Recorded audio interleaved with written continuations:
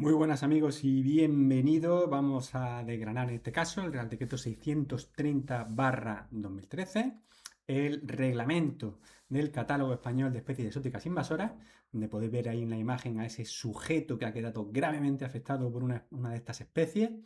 Y vamos a empezar ya viendo el índice de contenidos que vamos a ver en esta clase. Vamos a ver la justificación, marco normativo, objeto, definiciones y ámbito de la norma, catálogo y su gestión.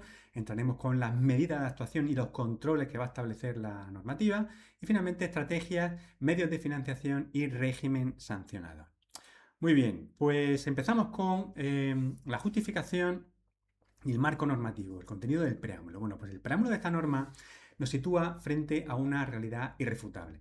Las especies exóticas invasoras constituyen, según la ciencia, una de las principales causas de pérdida de biodiversidad a nivel mundial.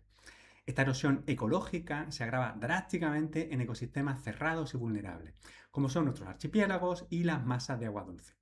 Pero la norma reconoce que el impacto no es solo ecológico, existe un perjuicio socioeconómico severo que amenaza tanto la producción agrícola, forestal y en ocasiones directamente la salud pública. Desde el punto de vista del derecho, este reglamento responde a los mandatos del Convenio sobre la Diversidad Biológica y transpone el espíritu de directivas europeas que son claves, como la Directiva Hábitat, la AVE y la Estrategia Marina. Bueno, pues es importante conocer el contexto histórico. Este Real Decreto del 2013 nace para corregir el Real Decreto previo del 2011, el 1628, el cual fue parcialmente anulado por el Tribunal Supremo. El antiguo texto contenía un listado que resultaba demasiado invasivo respecto a las competencias autonómicas y los derechos de la propiedad privada. Por tanto, el texto actual elimina aquel listado problemático y establece un mecanismo de aplicación más coordinado y más garantista. Bueno, pues pasando al artículo 1, vamos a definir el objeto de la norma y su misión no es simplemente publicar una lista de taxones, sino regular íntegramente el catálogo. Establecer cómo entra o sale una especie, fijar las medidas de prevención y erradicación y dictar el contenido de las estrategias de gestión. Es el manual de operaciones contra las invasiones biológicas. Sin embargo, el punto de mayor trascendencia jurídica para nuestro trabajo diario son las exclusiones que establece. La norma no se aplica a los recursos fitogenéticos destinados a la agricultura, ni a los recursos pesqueros amparados bajo la Ley 3 del 2001, ni tampoco a los recursos zoogenéticos ganaderos. Estos van a tener su propia regulación sectorial. Ahora bien, el legislador introduce una cláusula de seguridad vital en el apartado tercero de este artículo. Si una especie de estos sectores productivos resulta estar en el catálogo, sus gestores están obligados a adoptar medidas eficaces para evitar su expansión en el medio natural, fuera de las instalaciones autorizadas. Es decir, se les exime del trámite burocrático del catálogo, pero no de la responsabilidad objetiva de contener la invasión biológica. Bueno, pues el artículo 2 actúa como el glosario de la norma. Dominar estos conceptos va a ser imprescindible para poder aplicar esta norma con rigor. Primero, debemos distinguir qué es una especie alóctona. Pues va a ser aquella movida por la acción humana fuera de su área de distribución natural y que conserva la capacidad de supervivencia. Pero ser alóctono no implica ser invasor. La especie exótica invasora es un paso más. Es un agente de cambio y amenaza real para la biodiversidad nativa. Aquí un matiz fundamental que hay que subrayar es que esta amenaza no solo viene dada por la depredación o competencia espacial de las especies, sino también por el riesgo de contaminación genética, que puede llevar a la extinción de subespecies locales o regionales. La norma también define la especie con potencial invasor. Y esta es una figura precautoria. Especies que aún no han explotado demográficamente aquí, pero que han demostrado su capacidad destructiva en países con condiciones ecológicas que sean similares, análogas a las de España. Bueno, y finalmente se clasifica como híbrido a cualquier ejemplar fruto de un cruce donde al menos una de las especies, de las especies esté catalogada, cerrando así las puertas a trampas legales en la comercialización de mascotas o de plantas ornamentales híbridas. Muy bien, pues vamos a continuar con el artículo 2, enfocándonos en la gestión sobre el terreno. El concepto técnico estrella de esta norma va a ser el análisis de riesgos. No es un mero trámite, es una evaluación científica profunda que mide la probabilidad y consecuencias de la introducción de una especie, proponiendo medidas de contención. Muy bien, va a ser el documento base sobre el que gira cualquier autorización excepcional. En la práctica de campo vamos a tener que lidiar con mucho animal o planta asilvestrada. Legalmente va a ser un espécimen de genética doméstica, por ejemplo, cerdos vietnamitas o cotorras criadas en cautividad, pero que se han establecido en el medio natural y que sobrevive sin la intervención, sin el manejo humano. Bueno, pues esa consideración va a ser clave para poder actuar sobre ello. Hay que diferenciar también los objetivos de control que vamos a tener. El control asume que la especie se quedará buscando solo limitar su área o densidad, mientras que la erradicación es el proceso definitivo tendente a la eliminación absoluta de la población. Por último, el concepto de fomento va a ser clave en esta norma. Se prohíbe taxativamente cualquier acción pública o privada que busque incrementar las poblaciones de invasoras. Esto erradica de plano prácticas historias de gestión cinegética o piscícola que favorecían a estas especies exóticas, porque eran apreciadas para la pesca o para la caza.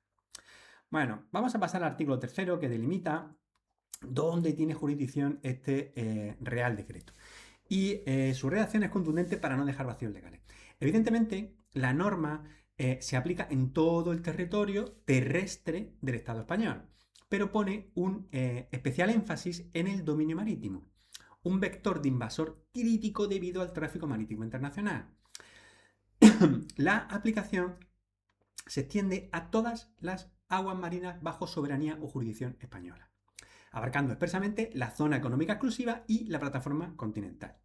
Esto va a ser vital para controlar especies como la alga asiática o diversos tenóforos invasores que afectan gravemente a nuestros ecosistemas marinos e incluso a las pesquerías. Se introduce además una salvedad jurídica importante. Esta delimitación territorial no menoscaba las actuaciones de cooperación internacional ni la jurisdicción que el Estado español mantiene sobre personas, buques o instalaciones bajo bandera española, tal como se ampara en el artículo 6 de la Ley de Patrimonio Natural de la Biodiversidad, la Ley 42/2007. Y esto nos va a permitir perseguir delitos ambientales cometidos mediante el vertido de aguas de lastre por buques españoles, incluso más allá de nuestras aguas territoriales. Muy bien, pues vamos a entrar ya de lleno en el capítulo 2.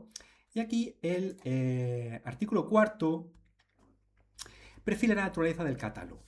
Para que una especie ingrese aquí en este catálogo, se tiene que cumplir con un criterio ineludible. Debe existir información científica y técnica robusta que demuestre que hay una amenaza grave. Bueno, pues hay que fijarse en la amplitud de los bienes jurídicos protegidos aquí. La amenaza puede ser hacia especies autóctonas y ecosistemas, pero también hacia la agronomía y los recursos económicos, lo que otorga a la norma una doble dimensión tanto ecológica como económica. Bueno, pues en cuanto a la naturaleza jurídica, el catálogo es un instrumento puramente administrativo, público y de ámbito estatal, cuya gestión y mantenimiento es competencia exclusiva del Ministerio para la Transición Ecológica. El acceso al mismo va a estar garantizado por la Ley 27/2006 de Información Ambiental, permitiendo su consulta pública. Bueno, a efectos estructurales, hay que recordar que este catálogo no es un ente aislado, sino que se integra legalmente como una pieza fundamental dentro del Inventario Español de Patrimonio Natural y de la Biodiversidad, y constituye, por tanto, el inventario oficial de la amenaza biológica en España. Bueno, vamos a ver el procedimiento de inclusión y exclusión. Y en este caso, el artículo 5 es, desde la perspectiva del procedimiento administrativo, el más denso y objetivo para preguntas, ¿no? Sobre todo en el tipo test. Bueno, pues define cómo entra o sale una especie del catálogo. La iniciativa puede surgir por la propia administración, ya sea estatal o autonómica. Pero también se habilita la acción ciudadana. Es decir, cualquier organización puede solicitar cambios aportando una, eso sí, sólida justificación científica. Y el proceso va a ser extremadamente garantista. La Dirección General del Ministerio debe evaluar la solicitud elaborando una memoria técnica justificativa que debe de integrar como ya hemos adelantado, un riguroso análisis de riesgos.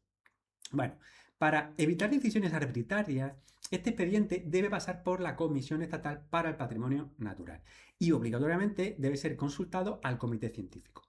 Bueno, pues otra salvaguarda técnica es que la especie propuesta debe estar perfectamente descrita taxonómicamente en publicaciones de prestigio. Aquí no caben entelequias biológicas. Bueno, pues el plazo para que la administración resuelva va a ser aquí de 6 meses. Y es fundamental recordar que vencido este plazo va a operar el silencio administrativo desestimatorio, el negativo. Bueno, si el proceso culmina con éxito, la modificación del anexo del Real Decreto se tiene que aprobar formalmente mediante orden ministerial y se va a publicar en el Boletín Oficial del Estado.